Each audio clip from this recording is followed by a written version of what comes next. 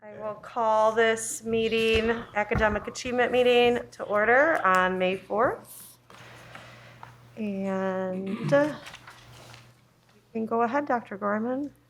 Okay, so I don't believe there's public comment this evening, so thank you for providing us the opportunity to present to you this evening. Our agenda is as follows. Jonathan Harper is going to provide an instructional council update. Jane Neiman is not here this evening, so therefore Jonathan will be providing that update. I am going to be providing a very brief, and I will underscore very brief, on strategic planning update. I know you've heard a tremendous amount about it, but I wanted to share a few bullet points with you on that. Jonathan and I will be discussing SR expenditures. As you are probably well aware, the district received over $100 million in SR funds, over 30 of which were earmarked for academics. So we want to share with you what we have spent so far for SR2. Steve Petros is here this evening. He will discuss Section 98B, COVID-19 reporting. This is essentially a mandate that requires schools to report on how well our scholars are doing during the pandemic. And then lastly, Rodney Lewis will be here to discuss graduation rates. So without any further ado, Jonathan Harper with an instructional council update. Hi. Good afternoon, everybody. I'll read. Jane Neiman, chairperson of Instructional Council, did submit a report, so I'll just read that on her behalf. So at the Instructional Council meeting on April 21st, we heard from the following schools. City High Middle presented more information on their upcoming pilot IB course called Global Politics. This course is a 2-year sequence social studies course that is part of the International Baccalaureate Diploma Program. Global Politics is an intensive look into the current governmental structures, policies, and international relations of different countries in different regions of the world, as well as the past historical and cultural events that have shaped their modern systems. The plan is this course will begin its pilot in the fall of 2022. The Fine Arts Department reported on their current pilot courses in songwriting, music appreciation, and music production. Student interest is very high in these courses, and the pilot has been going very well. Teachers have found a free and user-friendly software for students to use in music production, and student samples of work showed a lot of creativity. The last meeting of Instructional Council is scheduled for May 19th, 2022. This report is respectfully submitted by Jane Neiman, chairperson for Instructional Council for the 21-22 school year. Were those, do you know, Jonathan, if those pilots for fine arts, they just are wrapping up the pilot? Like they've already done the pilot? I believe that they are, they're in process. So it says that the student interest is very high and the pilot is going very well. So I think they're currently happening. In which schools? I don't know that. Okay. I'll have to follow up with that one. Okay. Mr. Harper, speak to them. Yes, please. Riverside Middle School and Iowa High School. Thank you. Hi. Okay, thank you. Thank you. All right. We'll go into the next topic here in a second. So next up, we have a strategic planning update, and we are happy to say that we are in the final phase of strategic planning. Seems like a very long time that we have been preparing for our final document, so we are very close. Our team members, our owners, so to speak, those who are leading the work, have until Thursday, May 5, to make some revisions on their draft plans, which is tomorrow, right? And then lastly, what's pretty exciting is the final strategic plan document, which I know we are excited to see, and I know you all are as well, because the strategic plan will really be our roadmap to academic success and other areas throughout the school district. And this is coming right from John Helmholtz, so I know it is true. We expect everything to be done by the end of May. So at our next academic achievement meeting or our next subsequent board meeting, we will have everything for you from a strategic planning perspective.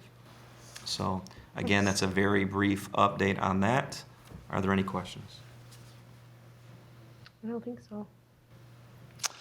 Nope. So next up, we are going to provide you with an SR2 Expenditures update. On these next two slides, you will see about $4.3 million in expenditures. I asked Jonathan to come up here so he could unpack a little bit what each thing is. Much of these items are aligned to our current curriculum. Where it says allocated funds, of course, those are the funds we have been allocated for these particular products. Actual funds spent, you'll see in some instances that number is slightly larger than the allocated funds piece, but there is some flexibility with the dollars. In many instances, we'll be still moving some things around. And so, Jonathan, if you could, why don't you just briefly walk us through what each one of these things is? Certainly, I'd be happy to. Thank you, Dr. Gorman. So, if you recall, a few months ago, we had done a report on our tiered resources, so the Tier 1 instructional core and then Tier 2 and Tier 3. So, I will reference some of that because these items were on that list. And so, Imagine Learning is a Tier 2 supplemental resource that we have purchased that supports English language arts, primarily English language arts literacy skills, but there's a mathematics component as well that some schools are using. So the first two, Imagine Learning and Lexia Learning, that was a choice that was provided via the academic ED in certain schools, and so they had an opportunity to choose to implement that tool or not. So we have a handful of schools that chose Imagine Learning, others that chose Lexia Learning. Lexia Learning is a Tier 2 specific literacy tool. So there is a small component at one of the schools that is implementing a middle school component for Lexia Learning as well. Studies Weekly for science is a supplemental science tool specifically to K through 5. So there's a print. It's like it's a printed, almost like a newspaper that students engage with. There is a digital component that goes along with that as well. So that is a supplemental science tool. Is that a Tier 1? That is being implemented as a Tier 2 supplemental because we have Discovery Education Science, which I'll reference on the next slide as well. So Studies Weekly Social Studies we are implementing as Tier 1 for social studies at K through 5, so that's Tier 1. Similar product where the students have in their hands, it's very similar to like a newspaper format that they get weekly, but then there's a digital component that goes along with that as well. The Savvis Learning ELA ReadyGen teacher resources, so those are actually additional teacher resources that we purchased on top of what we had. So we had some requests across the system for more resources, specifically ReadyGen teacher guides, those sorts of things. So we did put those materials in every library and in certain additional classrooms that needed additional teacher resources. Math 180 is an intervention math program, specifically Tier 2. That is implemented in our math labs. And so that's that tool. We've got Savvis Learning, ELA My Perspective. So that's a component of one of the existing contracts that we had. So we'd implement Savvis, both My Perspectives and ReadyGen. And so that was a remaining component of a My Perspectives agreement that we had. So we were using those funds to pay off that Tier 1. So that's a Tier 1 resource. The McGraw-Hill Foreign Language is one of the components that one of our more recent adoptions, so that was the secondary Spanish resource that we had presented to this council a few months ago now, and was implemented this school year. So we were made aware and made a choice through instructional council, and then came to academic team or academic achievement committee for those tools. So that's what you're looking at there. So as you can see, a component of that has been spent. of course, calculators. That's a hard tool. So if you want to show the next slide, yep. So IXL learning, that is a tier 2 resource. That's what we mentioned, and we've done a couple different reports on IXL. One being a tier 2 intervention, but we also talked about how we used it during intersession. So that is a tool that is ELA and mathematics focused at the lower grades, but there is actually science and social studies components of that as well. I believe it's either 2nd or 3rd grade and up through 8th grade. And then there's some ELA and mathematics components even at the high school for IXL. Edgenuity. Edgenuity is, this specific fund for Edgenuity was in relation to our virtual school program. And so we were using Edgenuity Instructional Services to support the virtual learners throughout this current school year. So that's what that line is about. And just so you know, Edgenuity, many folks still refer to Edgenuity as E2020. Oh. Yeah, and they actually have a couple different lines. So E2020 is like the, I guess we would consider the traditional self-paced course. For our virtual learners, we actually use Edgenuity Instructional Services, so we had a separate line for that, and that was where there was actually a virtual online teacher that was supporting that work as well. So that's that specific line. Mystery Science is connected, actually connected to Discovery Education. Mystery Science, we had a great deal of feedback from our elementary teachers that had piloted Mystery Science in a free version that was available. And so we bought that as a supplemental resource. The nice thing is, and since we did that, Discovery Education actually purchased Mystery Science, so they're both closely connected. In fact, they're accessed via the same platform. And so that's a K-5 support. Discovery Education specifically is similar to SAVIS, so that was an existing contract that we had, and we were in the process of paying for. So this is allowing us to complete payment on that existing service agreement. Again, SAVIS, Words Their Way, very similar. Words Their Way is a foundational skills tool. We had an existing agreement with that, so that is also paying off that foundational skills tool as well.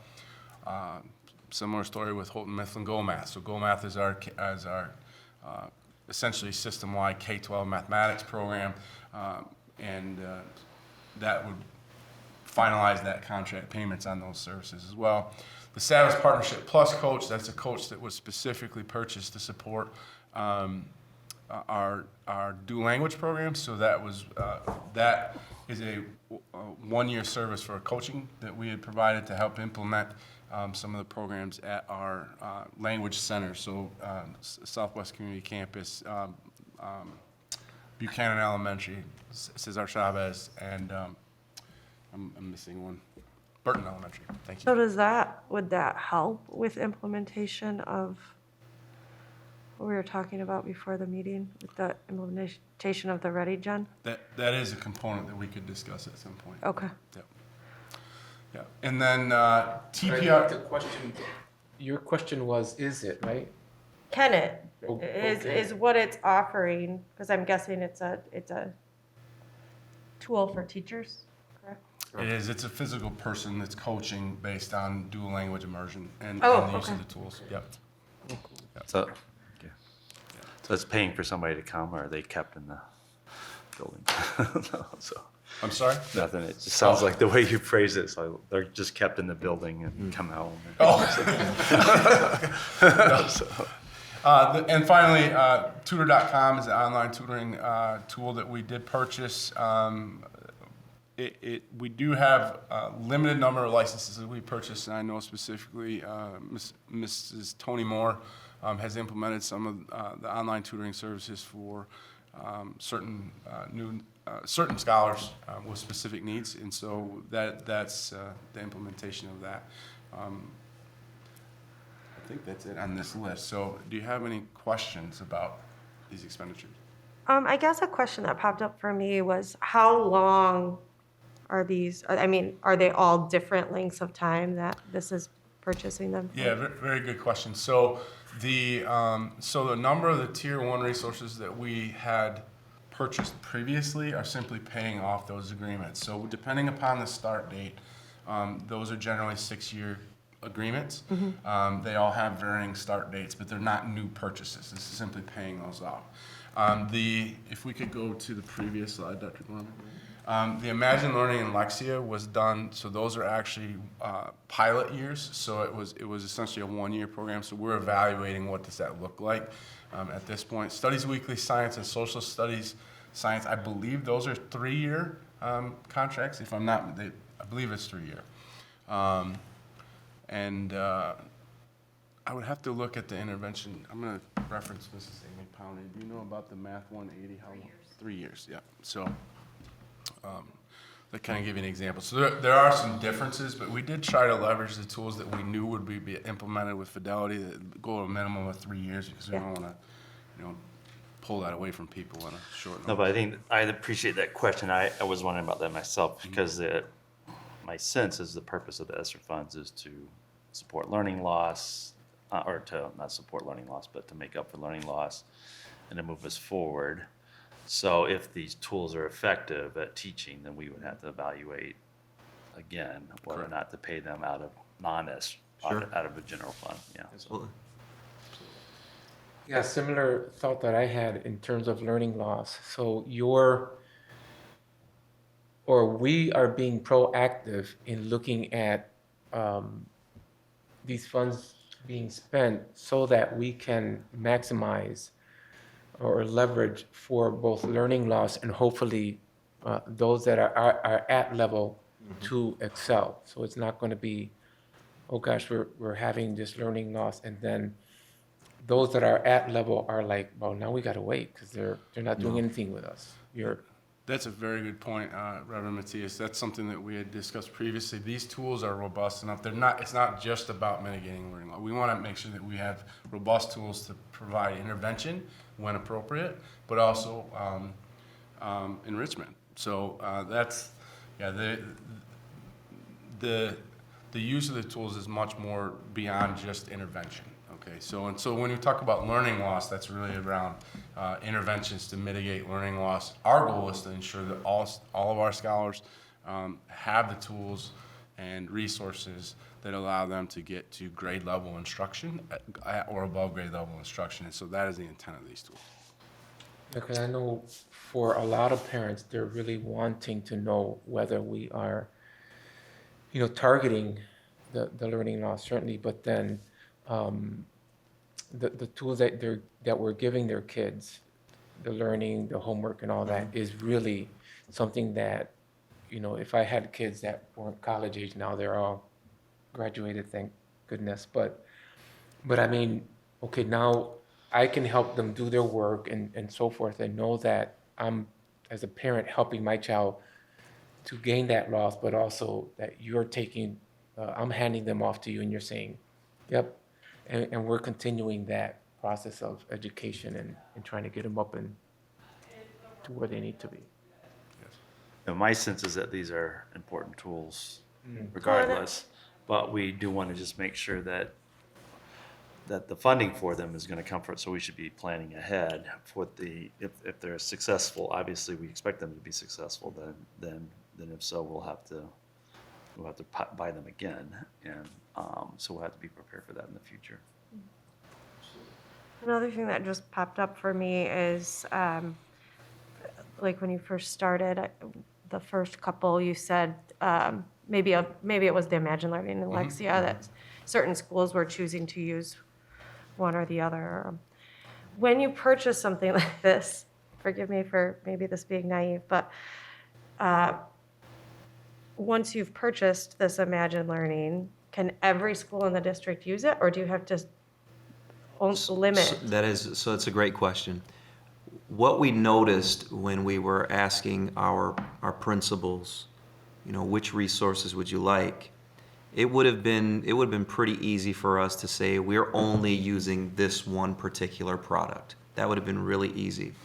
But we wanted to honor much of the work that was already taking place in buildings where there were some of our colleagues who were more familiar with one of these products over another. So it didn't make sense for us to take one away. So we really wanted to provide some defined autonomy. Now, we don't want to offer 10 things that essentially do the same thing, but we try to get it to a manageable number so we could provide professional learning and honor the work that's being done at the building level. But to your point, if every school in the district wants to use a particular product for at least this period of time, we can get them on board. Okay, and I guess my question is, like, say the schools that are using Imagine Learning are seeing so much success and the Sure. word spreads and more schools want to pick Well, that up. I hope so. Does that cost more money to add more schools, or does this encompass our whole district for John, cost? do you want to I answer? can speak to that, yeah. Okay. So as I mentioned, those two particular licenses were 1-year pilot licenses. And Right. So the level of access is based on the schools that signed up for that.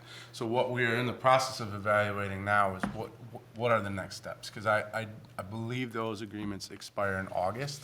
And so that's something that our next steps are to talk to the buildings and leaders that have used the tools, look at the analytics within the platforms, and then make a decision as far as what is the most appropriate way to move forward. Okay, And we know that we need to spend these funds by 2024. Correct. And we're hopeful that there will be some extensions because of some supply chain challenges and things of that nature. Knowing that there may not be an extension, if there are some products or resources that are getting traction, then maybe we say as a district, this is something that seems to be working for many schools. Maybe we should be funding this with Board of Ed and not with these particular resources, because again, after 2024, we no longer have these dollars. right. And when you had mentioned August for looking at just like data and how it has been going, not just for those 2 pilots, but I'd be interested in knowing what we find out as far Yeah, as sure. how successful some of these are, so. Sure, It's absolutely. very important. All right, thank you. Thank you. From another angle, I'm just wondering, with your PALs, your Parent Action Councils, is this something where they've had input in regards to, how their kids are learning, and not so much the choosing of the product, but those kinds of things? Or Sure. is it just, I think Parent University is a structure where families can learn the ins and outs of many of the items that we have before you today, as it relates to, has there been professional learning for family members on any of these items? Jonathan, do you know of any where we've gotten these in front of our families and said, this is how to use this particular product? There are support resources within certain platforms. So some of the newer resources, like for instance, the new purchases, I don't know that that's happened yet, Yeah. because we've really been trying to focus on support specifically for the teachers and admin. There are parent access resources though in nearly all of our tier 1 tools. So those have been in place for a while, and we've have ongoing supports for those. I mean, that's good feedback. We didn't hear over intercession that parents were having challenges navigating systems. We didn't hear it. That doesn't mean that they don't exist, but we didn't hear it over that period of time when we had a few hundred scholars participating with tier 2 interventions. yeah, that'd be interesting, because, Yeah. it sounds like you're putting those resources there so that parents can make themselves aware, oh, this is how it functions, this is how I help with homework, this is how this math or this piece works, and then them just trying to figure out, how do I help my kid? Because many parents Total sense. really want to be able to do that, to supplement what we're doing. That's an interesting thing to bring up, I think, John, because at my house, it seems like my 5th grader teaches the younger 2 how to use all the platforms at Sure, home. And even recently when we were sick, like they have their Chromebooks, they can do a ton of stuff with some of these just at home. And she's been my resource in my house. But yeah, it would be interesting to see what we could help parents just learn how to navigate some of that at home. And that's why we Or lean, hire your kid out. Yeah, there you go. we lean toward IXL over intercession because so many schools were already using it and they were familiar with the product. All right, Thank you. Thank you. Okay, next up, I would like to invite Steve Petros to talk about Public Act 48 of 2021, Section 98B. Mr. Petros. Thank you, Dr. Gorman. Good evening. Oh, Just want to take a few minutes to Thank you for this opportunity. Just want to go through a little bit about Public Act 48 of last summer, Section 98B in particular. And Section 98B, just in overview, it requires districts to measure and share the extent to which their students are making progress, academic progress, over the course of the year, looking at kind of a mid-year dipstick and then results at the end of the year.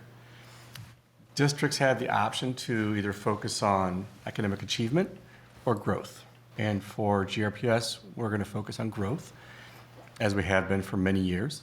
And in particular, we're going to focus on 2 different growth periods for our K-8 students. We're looking at the growth period from fall to winter, which is roughly early September to late January, and then also from fall to spring. And for context, we are currently in the middle of our MAP testing window right now.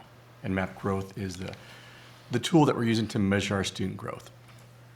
It's also our benchmark assessment. And although we've been using MAP growth from NWA for well over a decade, in the summer of 2020, the state started to begin to require districts to use a benchmark assessment. And there's a few products in the marketplace.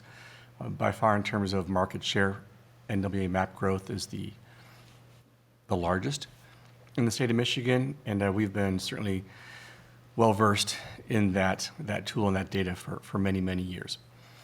From a reporting perspective, the law says that we are to report out to the public, to you, the results by school and district in aggregate, by subgroups, by grade, and by student demographics. And so this is a part of that process. And tonight I'll be just sharing some key points from our fall to winter growth period, but certainly we'd love to come back and share information with you in a month or so about our fall to spring growth as well. So to help us with this work, we partnered with the Kent ISD using their data warehouse, Our School Data, to design a customized report for us. And kind of looking ahead on the bullets, we actually in large part were influenced by a template provided by the Michigan Association of Intermediate School Administrators. So we took kind of their template, their recommendations, sought some internal feedback, and then created a customized report that can be rerun every time we have a new data set. So for example, when our spring map window is finished, we just load the data and the report populates, and we have all the data that we need in the push of a button. So there's no need to spend hours rerunning the data after every cycle. And our school data is available to all GRPS teachers and administrators. It's a secure site. It is full of our assessment data, including state assessments and our benchmark or interim assessments. We had to determine some goals for mid-year and for end of year. And we had to do this back in September. And at the time, we thought about alignment with other existing measures that we use in the system. In particular, we wanted to align our goals with our educator evaluation process. And so we decided to focus on math and reading, grades K through 8, with our MAP growth assessment, and we chose the 50th growth percentile as our goal. Again, we were looking for alignment between other systems in place. And just to give you a little bit of context, percentiles are usually reported on a range of 1 to 99. So you might think about height or weight charts that you may have seen in your child's pediatrician's office years ago. In terms of for a certain age, by gender, their height or weight might associate with a certain percentile compared to other kids nationwide of the same age and gender. And these growth percentiles are similar. They basically reflect the extent to which a student, a scholar, grows, basically has a change in their academic achievement from one point in time to another compared to other kids that started in the same place. Fourth graders, same growth period, same subject, same starting score. And the 50th growth percentile would indicate that they are showing average growth. They are growing typical or average what other kids nationwide or statewide would demonstrate if they started in the same place. And so for our students, in grades K through 8 combined, all 9 grade levels in reading and math, our mean student growth percentile was 44.9 and 46.5 for reading and math respectively. And this is just a few percentile points below the 50th, or below average, or below what's typical across the state or the nation, depending upon the assessment. But I do want to point out that these numbers, kind of in the mid to high 40s, are typical to what we have experienced in GRPS pre-COVID, and really for much of the time that we've been using the MAP growth assessment. By and large, our scholars in most grades, in most subjects, tend to demonstrate growth somewhere in the mid to high 40s. Just a few points below average, but certainly not by much. When we looked at the mean growth percentile for each of the 9 grade levels, K through 8, we had a range on the reading side from 40.7 to 49.5, and on the math side from 42 to 51.2. Pretty consistent with past practice, past actual results by our scholars, pre-COVID for really much of the last decade. For the economically disadvantaged subgroup, 44 and roughly 46 for reading and math respectively. Special education students, 40 and 44 for reading and math respectively. For our English learners, 43 and 48 approximately for each of the subjects. Again, these are typical numbers for what we've experienced pre-COVID, and again, by and large, just a few percentile points below average. In terms of ethnicity subgroups, the breakdown here, same range. By and large, we're talking about the mid to high 40s across the board. So certainly we would love to see all of these numbers be above 50 at least, but knowing that we're not that far off the mark is consistent with our past results. And as indicated earlier, this is just fall to winter, and in about 2 weeks, we'll have our spring results. We can reload that data, and at your invitation, I or a designee can come back and share that information with you as well, looking at our fall to spring growth. I'd be happy to answer any questions if you have any. So is this the growth that is part of the teacher evaluation? Very similar, but not exactly. So what I'm sharing today is just fall to winter. Uh-huh. In the educator evaluation process, we use spring to spring. So we'll be looking at spring of 21 to spring of 22. Okay. And then also fall to spring, but not fall to winter. So it'll be a different growth period. We don't look at fall to winter for that process. In addition, we do have a couple business rules in that process that tend to eliminate some of the data. For example, if a student took less than 15 minutes to take a MAP growth test, either in math or reading, we throw out those results. We basically put a floor of 15 minutes as a test duration to include test results in the calculation pool. Another example may be that a student needs to be a full academic year student, meaning we want that student in GRPS or in the school or in a certain teacher's classroom in the fall, winter, and spring, meaning October, January, and May. And if they're not, then we don't include them in the calculation. For teacher evaluation. Exactly. Exactly. So for example, if a student transfers into GRPS in December, they may be present for the January and May dates, but they weren't here in October, therefore they don't go 3 for 3, and we don't view them as full academic year, and so we exclude them from the calculation process for educator review. There's a few other smaller rules in there too, but Okay. the numbers are pretty similar. Okay. So if the teacher evaluation goal was that 50th, would that mean that they did not meet their goal with these numbers? I know these aren't those numbers, but. Yeah, and I'm kind of straight into a different conversation, but that's okay, we can go there. So they would fall just a little bit into the minimally effective category, but it's important to note that it's not just a category designation, but rather we convert these scores to a 4-point scale. And if the 50th percentile would be a 2.0 on a 4-point scale, then these numbers might reflect a 1.9. Gotcha. So it's very close Okay. to effective. We don't treat them crudely, as you will, as not effective, minimally effective, effective and highly effective, but rather we provided measures. Think of it like a GPA. A GPA of 1.9 when 2.0 would be the floor of effective. Gotcha. So we're kind of playing with numbers, and I mean we're still falling behind, or we're still behind. What insights do we have? Meaning, is it teachers?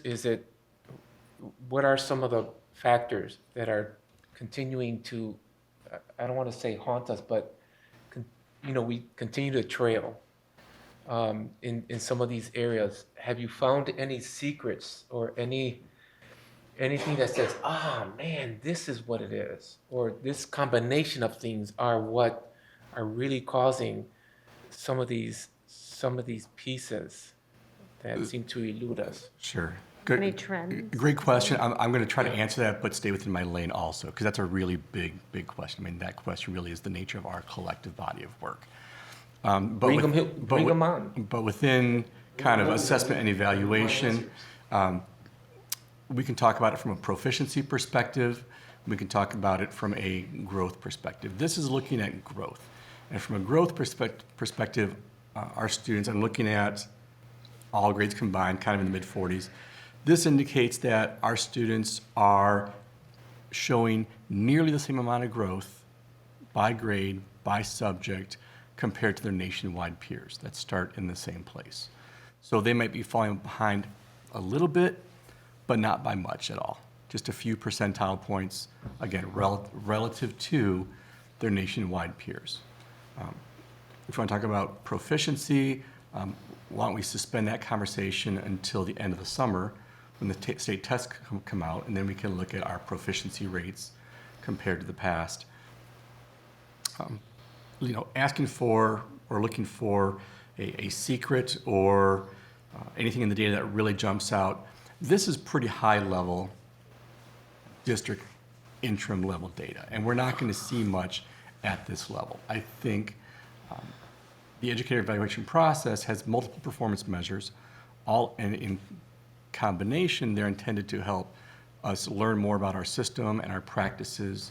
For example, the largest piece of that work is the observation component. It focuses on teacher practice in the classroom. And I think as we begin to kind of unpeel that data, we might be able to find more insights around the practice that occurs in the classroom. And that's probably where there's the most opportunity. Earlier, you had said that all teachers have access to that Our school? KISD. Yes. Yes. So a teacher could go in there and figure out where their specific students are and what Yes. growth they have, and then Yes. use that to help growth in their classroom, possibly? Well, at or- least to monitor the growth of those students in their Okay. classroom. That's going to provide student level data about their status and their growth per student, per growth period, per subject. It gives a classroom average, but it doesn't necessarily provide insight in terms of what to do. Right. At least not those reports. There are some other reports that NWA provides that kind of peels that back a little bit. For example, within reading, we can look more at literature or informational text or foundational skills or lexile ranges to help match text resources for the student with their zone of proximal development and how to support that process.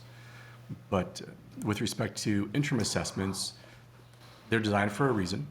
They're designed to kind of serve as mile markers along the highway, along this journey that we're on. In the same way that an annual summative assessment, MSTEP, for example, has a different purpose, and classroom assessment and the formative assessment process has a different purpose. And so this particular tool is really looking at how did our students change or grow on this interim assessment from fall to winter. It's not going to give feedback at a discrete skill level by unit. It's not going to help a student or a teacher help peel apart why the student's struggling with multiplication and division of fractions. It doesn't provide that level of granular detail, but it's not designed for that. There's more classroom level tools that help teachers with that work. But I mean, the teacher would be savvy enough to say, here are my 25 students. And then when I look at that data, Johnny really seems to be, when I compare that, oh, I can see some area.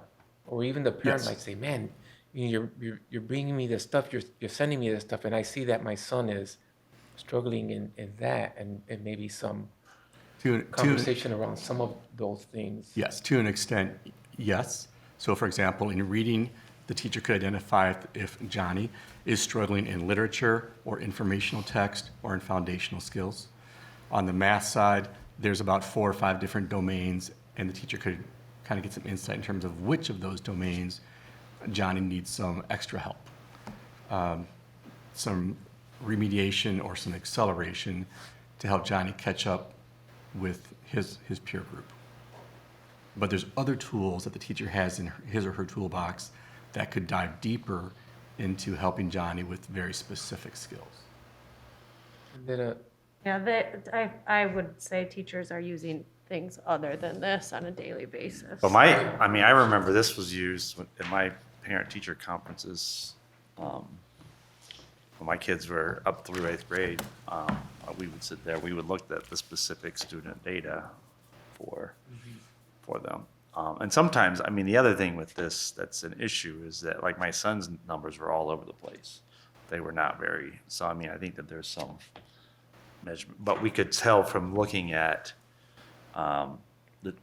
when the teacher was good and you know, we were there, we could look at and see what was happening, especially with like the Lexile level going up. Yeah. That was pretty easy to measure. One parent note, just so you're aware, NW does provide student progress reports, which we load Yeah. to Synergy, and parents have access to that 24/7 through Parent View.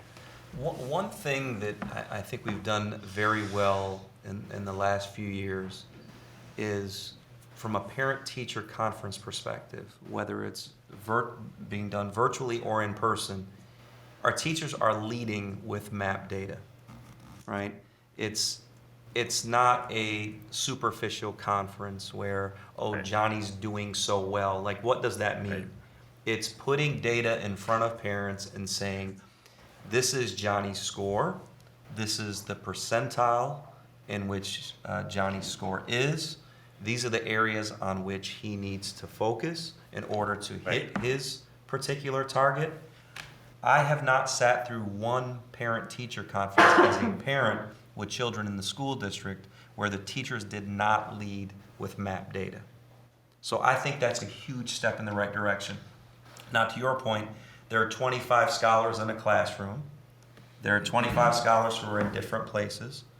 But we have teachers who are skilled at differentiating instruction to meeting our scholars where they are.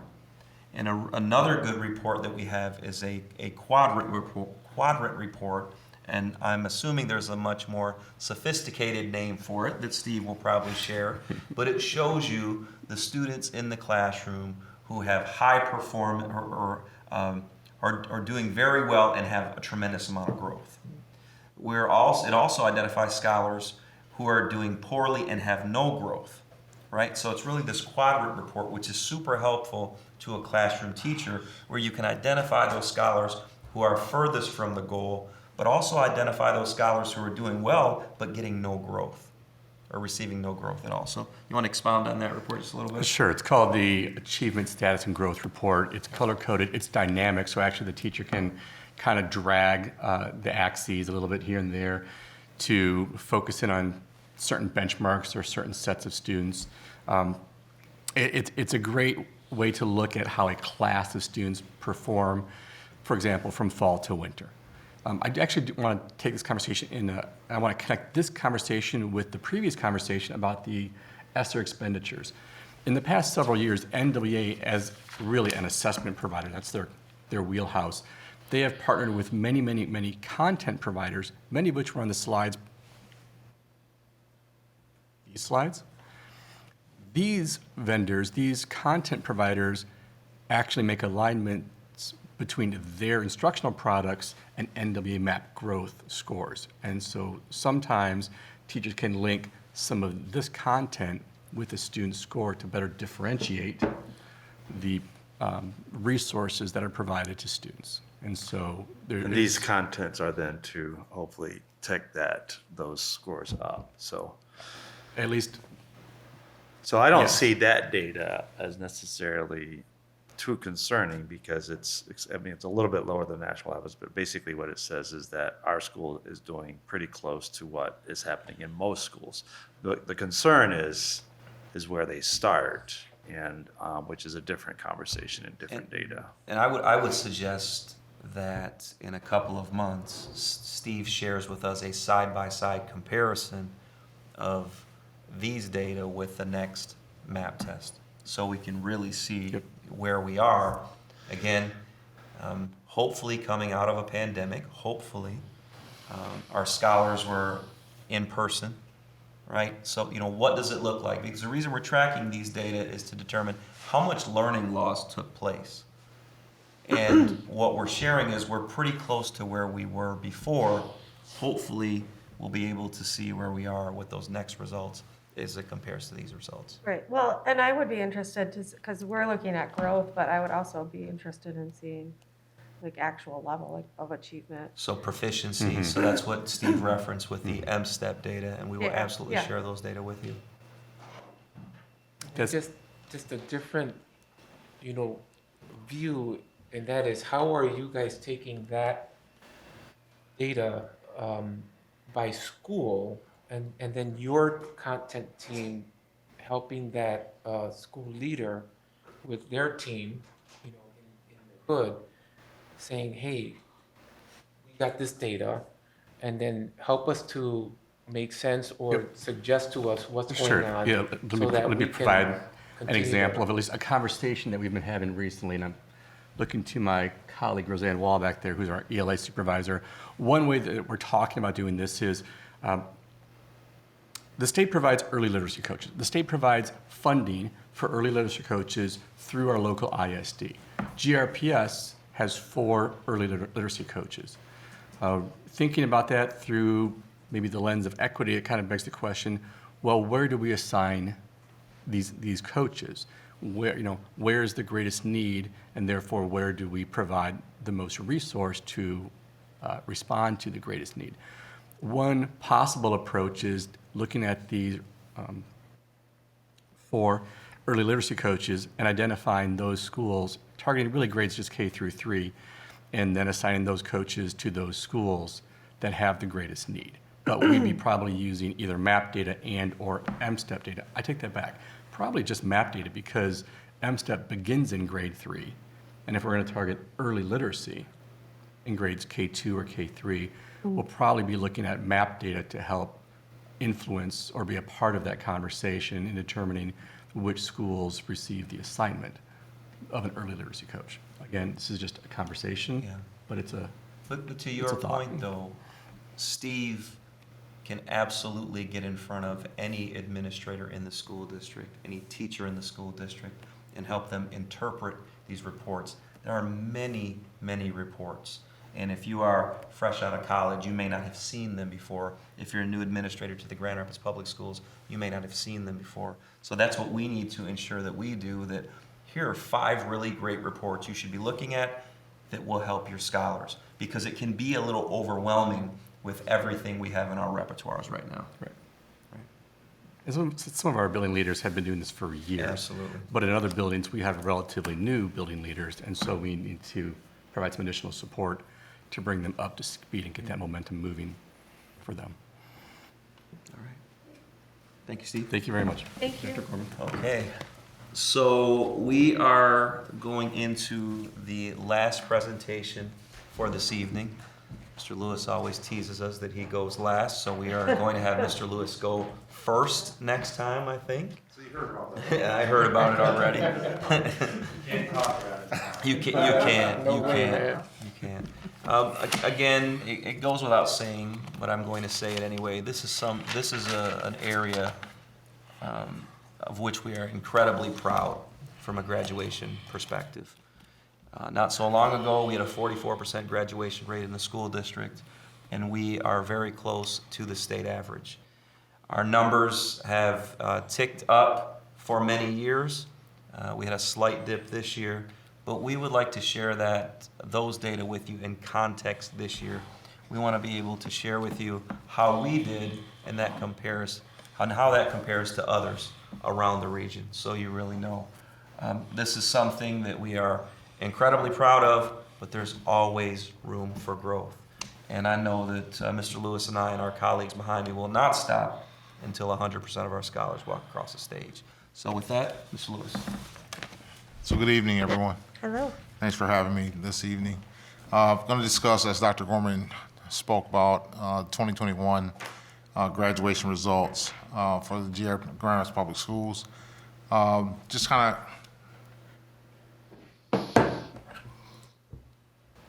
I'm missing a slide. Okay. So if I just go from this slide here, statewide, the average was 80.47. Statewide, they had a 7.65 dropout rate. For Grand Rapids Public Schools, we had a 78.93 graduation rate, and then we had our lowest the dropout rate that we've had since probably 2012 at 6.47. Across the board, when you look at our schools, and some of the schools don't have graduation rates because they're not a school that graduates kids, or they don't have a cohort large enough to calculate the graduation rate, which is a minimum of 30. But C.A. Frost is at 97.87, dropout rate of 2.13. City had a 100% grad rate, 0 dropout rate. The Learning Center had a 33.3, 9.52 dropout rate. And Montessori had a 95.83 graduation rate, 0.00 dropout rate. Group was at 100%, 0% dropout rate. Innovation Central is at 90%. They had a 3.03 graduation or dropout rate. Newcomers, 63.64, 18.18 dropout rate. Ottawa Hills had a 57.58 grad rate. And I want to discuss some of these before we move forward. And then they had a 15.15 dropout rate. The transition program had a 0-point graduation rate, 7.69 dropout rate. Southeast Career Pathways had a 44.74 grad rate, 10.53 dropout rate, and then Union High School had an 86.73 grad rate, 6.17 or 19 dropout rate, and transition was 0 and 0. So our alternative schools, we know that they have students that come in with varying cohorts, so they may not be in the four-year cohort or the 5-year cohort. So they may come in to the alternative programs at a 6-year cohort. So that's kind of a fluctuation for us from a graduation perspective. The year prior to that, they had a higher graduation rate than they do now. We are continually to work towards increasing that graduation rate. The big component on the table here is Ottawa Hills. We have projected Ottawa Hills to be mid-70s this year. There was a 12 kids that were in our early middle college program. One out of those 12 kids actually graduated from early middle college during their 13th year. A lot had to do with the pandemic. And so with that was anywhere from a 15 to 18 percentage point drop in what we had actually projected. I did have an opportunity last week to attend a reception and the graduation for this current year, and we're sitting in a much better place this year. 4 kids out of 8 graduated last week, and then there'll be another 2 that'll be graduating this summer, and then another 2 will be continuing on with their education at GRCC. So moving forward, there should be a lot of change in the graduation rate. It should not affect it as it has this past year. When we look at a district that is very similar to Ottawa Hills that has the same early middle college program, they went from 86 percentage points down to 48. So the pandemic had a huge impact on the early middle college program in that year 13 for a couple schools in the region. So you guys are welcome to ask any questions that. No, that was the big question I had. Yeah. So I don't anticipate. I know one of the things that when we look at our graduation rate of 78.93, I'm anticipating we usually start around October, November, and looking at the GAD data for the following year, and we began that process. We will have museum school coming aboard this year, which will add another layer of graduates to this process. And so I am anticipating us going back over our 80% threshold that we've had the previous year, and that would meet the state targets, and hopefully we'll be right there battling with the state average as well. But that does raise a question. I don't know if it's okay with you, Kim, at some point to discuss I'd like to know more about the early middle college and see some. I don't know if that's been discussed, but it'd be nice to kind of know. Yeah, I would like to to discuss, just to get in a sense of those implications. I don't remember talking about it since we kind of began it. It'd be nice to kind of know what the outcomes are. And there's some changes coming down the pipeline as it relates to how it's getting calculated as well, and I think that'll be coming out very shortly. Great.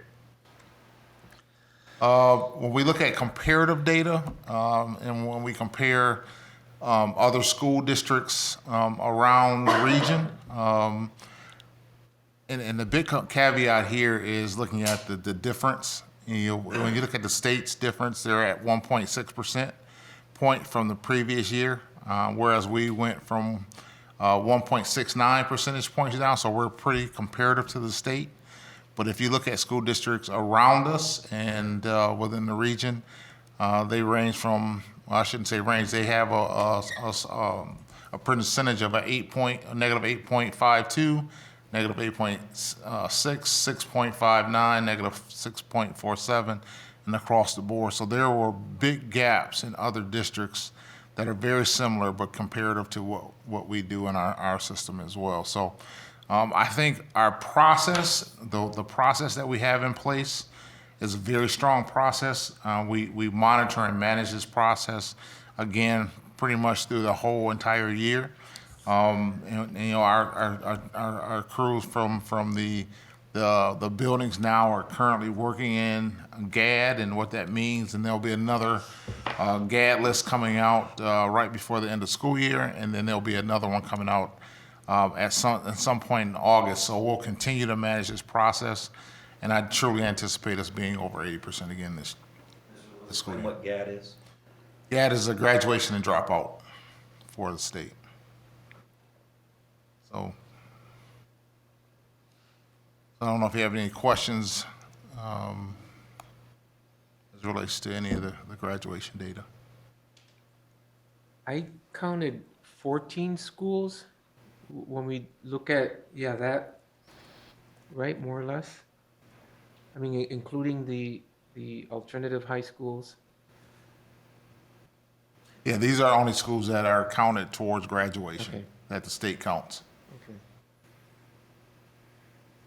So the kid has to, it's, graduation starts when the kid enters the 9th grade. So once you enter the 9th grade at any point in time, you have 48 months to finish up for a 4-year graduation rate.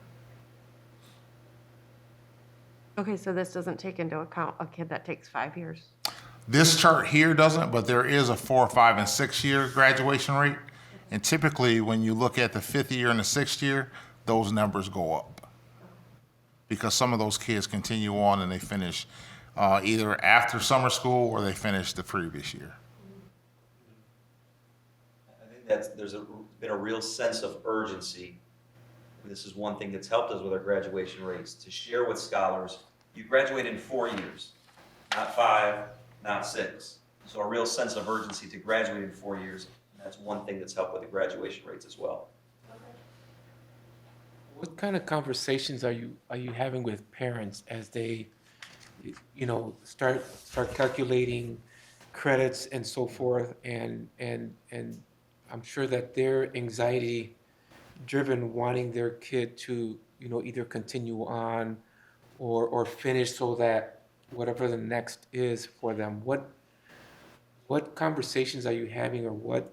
So every year, regardless of the grade level that you're in, counselors do credit audits. They share those credit audits with students. They share those credit audits with the parents as well. Those individuals that are struggling to earn those credits, the conversations enter regarding summer school and what needs to happen for summer school to get you back on track. But also now, in the last couple of years, we've been doing our intersessions as well.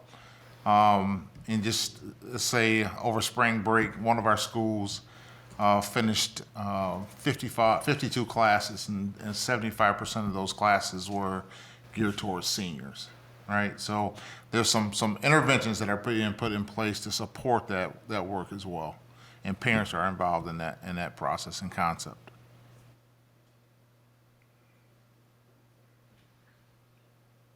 Thank you. And again, when you look at 2012, at 44.5%, and where we are today, we've made Yeah, I significant mean, growth. yes, we have a slight dip, but it looks like Yeah. that's what's happening around us as well, and All right, thank you. thank you.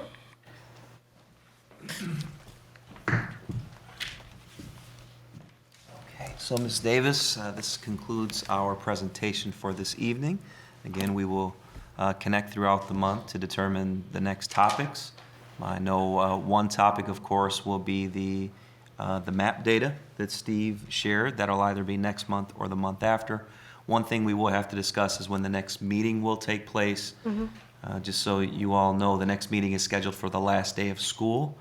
We adjusted it once because of mind share, and the next week is the last day of school. So if teachers wanted to attend, I don't know if they would want to show up on the last day of school. So That's June 1. No, so June 1's mind share. yes, Oh, okay. So we moved it to June 8, which is the last day of school. So We'd be we're looking at the looking at the 15th? following week. June 15, if that works for everyone. And then we would then just not have a July meeting because it would happen during the holiday. I mean, that makes sense. Can I Zoom from Puerto Rico?